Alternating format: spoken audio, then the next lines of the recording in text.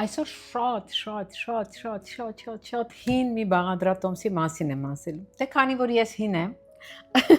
իմ տարիքի բոլոր կանայք երևի թե լսած կլինեն այս բաղադրատոմսի մասին։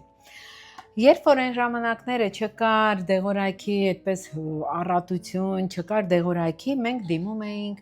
այս հրաշք բաղադրատոմսին։ Բաղադրատոմսը վերաբերվում է բոլոր այն մարդկանց, ովքեր ունեն օստեոպարոզներ, ովքեր ունեն ողնաշարի խնդիրներ, ովքեր ունեն ոսկորների հետ կապված հոդերի, ավելի շատ ոսկրային կառուցվածքի հետ կապված խնդիրներ։ Սիրելիներս, այս բաղադրատոմսը ինձ փոխանցվել է իմ մամայից։ Ես բազում կանանց եմ օգնել,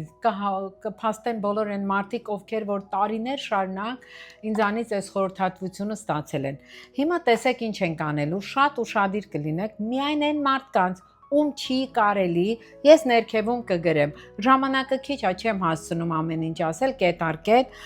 Գիտեք, ինչ կարևոր բան ունի ձվի կճեպը։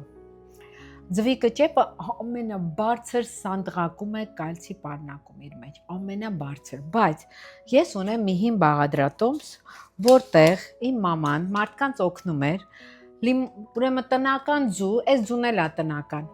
Ես այստեղ խանութ եմ գտել, որտեղից առնում եմ տնական ձու։ Տնական ձուն ոչ սառնարանային պայմաններում, այսինքն սառնարան դրված չի լինում, լվանում եք, դնում ապակի տարայի մեջ կամ պլաստիկի։ Սա այնպեսի ամանա, որը թույլատրելի է, համեմատվում է ապակիի հետ։ Վրան մզելու ենք լիմոնը այնքան, մինչև մեր ձուն ամբողջական փակվի։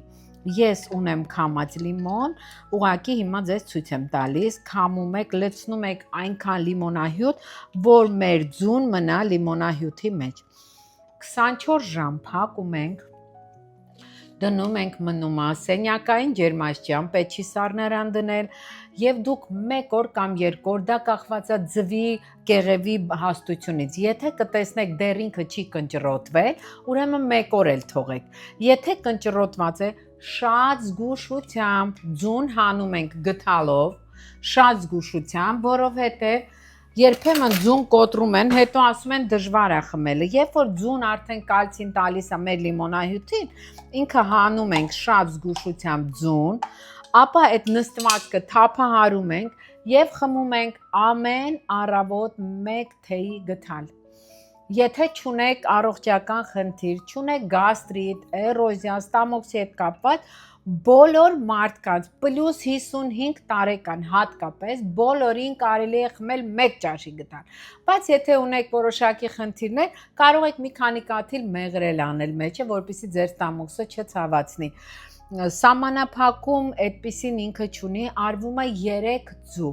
Արեցիք, վերջացրեցիք, անցավ 1 ամիս, 1 ամիս հետո նորից կրկնեք։ Ձեր ոսկորների, ձեր հոդացավերը շատ կփոխվեն։ Սա մի շատ կարևոր ինֆորմացիա, որ բազում մարդկանց տվել եմ եւ 90-ականներին, երբ որ այդքան դեղորայք չկար, շատ մեծ արդյունքներ եմ ունեցել։ Սիրելիներս, ամբողջ իմ գիտելիքները երևի թե տարիները չեն բավականացնի, որ ես ամբողջը ձեզ մատուցեմ, բայց աստիճանաբար որոշել եմ ձեզ նվիրել բոլոր բաղադրատոմսերը, որ էլ գիրք չգիրեմ։ Առողջ եղեք, սիրելիներս, ձեզ ամենալավն ու բարին եմ ցանկանում։